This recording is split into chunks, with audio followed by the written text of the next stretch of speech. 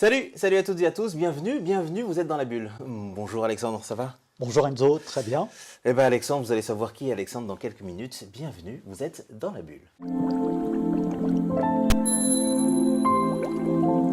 Bonjour Alexandre, Alexandre de Sainte-Marie, ça va?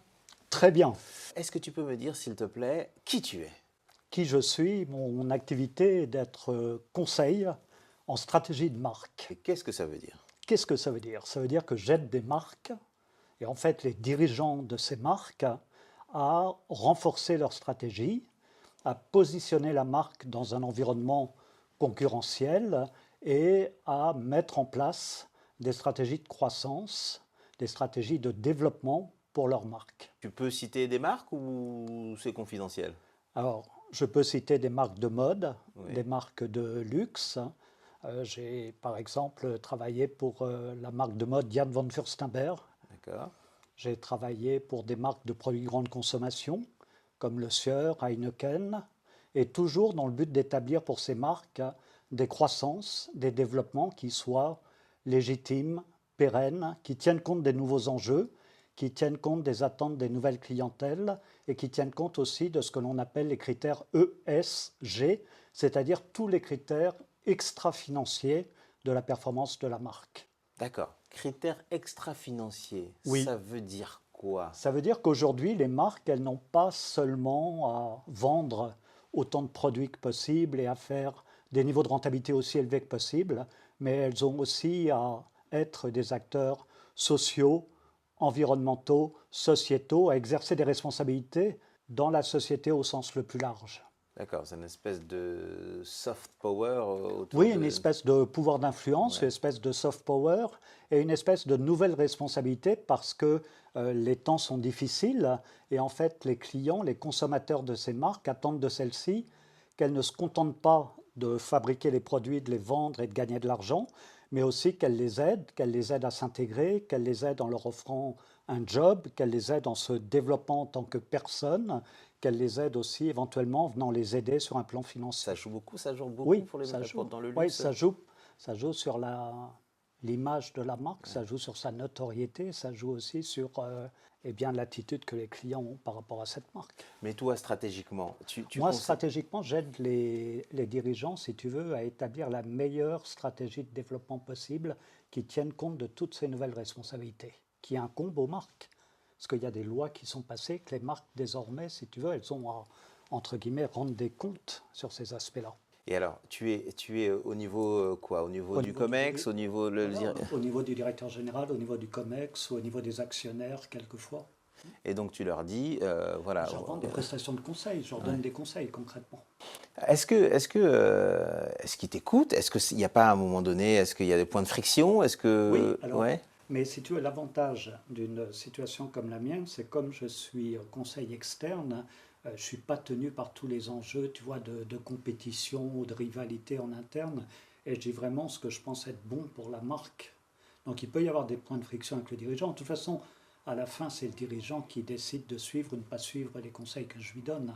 Mais au moins, moi, ma valeur ajoutée, si tu veux, c'est de porter un jugement complètement objectif, complètement neutre sur la marque. Et encore une fois, un jugement que tu portes d'autant plus facilement que tu es à l'extérieur de la société. Alors, quand tu es en interne, tu es pris par le quotidien, tu n'as pas forcément la capacité, si tu veux, à prendre de la distance par rapport à tes enjeux du moment. Et puis, surtout, quelquefois, tu peux t'embarquer dans des questions un peu de politique interne. Est-ce que toi, tu t'es dit, tu as eu envie, ou tu as peut-être déjà travaillé au sein d'une Oui, structure, ouais, j'ai travaillé avant au sein de ces marques.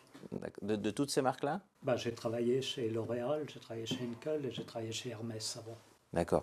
Et ça te dit pas d'y retourner? Non, parce qu'il y a un âge où je me suis dit que c'était sympa de prendre un peu le contrôle de sa propre carrière. Ça a été difficile alors, est-ce que c'était plaisant? C'était plus plaisant que difficile ou c'était juste parce que tu as eu envie de prendre ton envol?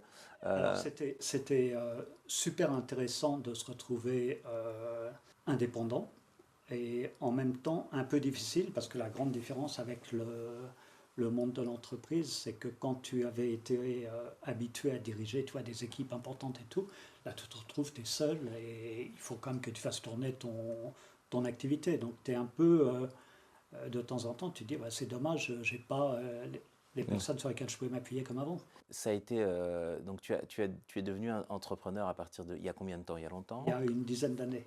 Paris réussi, tu voudrais recommencer? Si c'était à refaire, tu referais la même Oui, chose? si c'était... Ouais, ouais. Ouais. Mais tu vois, j'ai 62 ans maintenant, donc j'ai commencé cette activité de conseil à 50. Ouais, 50. Comment tu as vécu cette période de la crise? Comment ont vécu les marques de luxe, enfin le luxe, a priori bien sorti, mais toi, comment toi tu l'as vécu? Ah, c'est très Est-ce simple. ils t'ont appelé, 2020, tout s'est arrêté. Donc les marques ne savaient pas du tout à quel sein se vouer, elles ne savaient pas du tout combien de temps la crise allait durer, elles n'imaginaient pas quelles solutions mettre en place pour sortir de toutes ces questions liées aux mesures anti-Covid, à la fermeture de leurs boutiques physiques, à l'arrêt des voyages et des déplacements du touriste. Donc 2020, tout s'est arrêté, les marques ont cherché à faire des économies. Concrètement, elles ont cessé de faire appel à des conseils extérieurs comme moi. Et 2021, ça a été l'inversion de la tendance, ce qui fait que les marques de luxe, pour les plus chanceuses d'entre elles, dès fin 2021, avaient rattrapé leur retard, étaient revenues au niveau de performance de 2019. Et depuis, ça a recommencé à progresser. Le secteur a recommencé à progresser. donc ils t'ont rappelé? Donc ils m'ont rappelé. Et Et donc je travaille à l'heure actuelle. il y a le nom de ton entreprise? Parce que je ne connais pas le nom de ton entreprise en fait. L'entreprise s'appelle Néapolis. Néapolis, d'accord. Néapolis, ça veut dire Qu'est-ce la que... nouvelle ville. D'accord, ok. Et pourquoi la nouvelle ville? Parce que, et c'est aussi le nom grec de la ville de Naples en Italie. Ah, tout à fait. Voilà. Oui. Alors pourquoi la nouvelle ville? Parce que j'ai eu une idée un jour qui était que les marques, c'était comme les villes. C'est-à-dire que de la même façon qu'une ville, elle se développe par strates successives, et tu as une période qui vient remplacer une autre, mais pour autant tu gardes des vestiges, tu gardes des monuments, tu gardes des ruines. Donc une ville, elle ne cesse de changer, et pourtant elle est toujours la même. Et tu vois, Naples, c'est une ville qui a été fondée par les Grecs, qui a été bien sûr latine, et qui ensuite est passée par plein de dominations étrangères successives. Et les marques, c'est comme les villes. C'est-à-dire qu'une marque, elle ne cesse de se transformer et pourtant elle reste toujours la même. Si une marque ne se transforme pas, si elle ne crée pas des nouveaux produits, si elle ne lance pas de nouveaux services, si elle ne s'intéresse pas à des clientèles plus jeunes, elle court le risque de se fossiliser et de ne plus intéresser personne. Elle devient ce qu'on appelle une belle endormie. Donc une marque, comme une ville, comme une personne, elle ne cesse de se transformer et elle reste toujours unique. Mais toi, quand tu étais plus jeune, tu t'es dit, tu rêvais de quoi? Quel était ton Moi, must? j'aimais beaucoup les histoires de marques. Tu travailles dans ce que tu as voulu toujours faire, en fait. Qu'est-ce que tu conseillerais à un jeune homme, à une jeune femme qui souhaiterait faire soit la même chose que toi, en tout cas avoir le même cursus? D'abord, qu'est-ce qui fait ta différence? Et ensuite, qu'est-ce que tu conseillerais? Ce qui fait la différence dans mon métier, c'est que j'ai eu la chance d'avoir une expérience très unique en passant en tant que salarié 9 années chez Hermès et auprès d'un monsieur qui est tout à fait dans la profession iconique et un exemple pour tout le monde et qui était le président d'Hermès de l'époque, Jean-Louis Dumas. Et Jean-Louis Dumas, il a véritablement façonné, ébloui et formé une génération de dirigeants à laquelle j'ai eu la chance d'appartenir. Et c'est tout ce que j'ai appris pendant ces 9 années chez Hermès, qui est la base de ma réflexion et la base de mes conseils dans mes missions aujourd'hui. Donc toi, on t'appelle? On m'appelle quand on a besoin d'un œil extérieur sur la stratégie de la marque. On m'appelle quand on a besoin de conseils sur la meilleure façon de poursuivre le développement de la marque. Et alors, qu'est-ce que tu conseillerais à une jeune femme ou un jeune homme qui voudrait faire la même chose que toi? Je vous conseille de suivre vos inspirations, de suivre vos envies, de suivre vos idées et surtout de ne pas essayer de vous conformer à un modèle préexistant. Bon, Alex, ça fait un petit moment qu'on se connaît, ça fait 2 ans, 2 ans et demi, un peu plus? Plus déjà? Bientôt 4. Ah oui, quand C'est même. l'anniversaire du CGBB. Ah bah c'est pas faux, très bien. Mais dis donc, c'est quoi le CGBB? Le cercle des gens bien et bienveillants. Ah, on fait partie du même cercle, là, Oui, visiblement. Ah d'accord, ok, exactement, très bien. Alors, exactement. mais de il quoi? a un tel succès que nous sommes nombreux. Exactement. Mais de quoi parle ce cercle, dis-moi? Alors, ce cercle est un cercle de networking et qui est fondé sur des valeurs d'ouverture à l'autre et de bienveillance. Et il a été créé par un garçon qui s'appelle Alexandre Favre et que j'ai la chance de rencontrer. Comment tu es arrivé au CGBB et dis-moi ce que tu y fais. Alors, je suis arrivé au CGBB avant même que le CGBB existe. Ah oui, Donc, je fais partie des, tu es un des des pères, pionniers un des pères du fondateurs canal, du du canal canal historique. historique, absolument. Et Parce que j'ai fait partie d'une petite équipe. On était à l'origine une dizaine. Et Alexandre, il nous a réunis pour qu'on on l'aide un peu à accoucher de ce qu'allait devenir le CGBB. Il avait l'idée en tête et on lui a donné quelques conseils ou quelques réactions, quelques réflexions. Et j'espère que ça l'a aidé à démarrer l'aventure du oh, CGBB. manifestement, oui. On dirait que vous avez été de bons conseils. Mais alors toi, au sein justement du CGBB, tu as un poste particulier, non? Si, sur le papier, je suis directeur de la stratégie. Ah bah oui, C'est fantastique. c'est ça. Donc le CGBB, pour boucler la boucle, est une marque de luxe. Le CGBB est une marque iconique, et de Iconique. luxe. Iconique et de luxe. Très bien.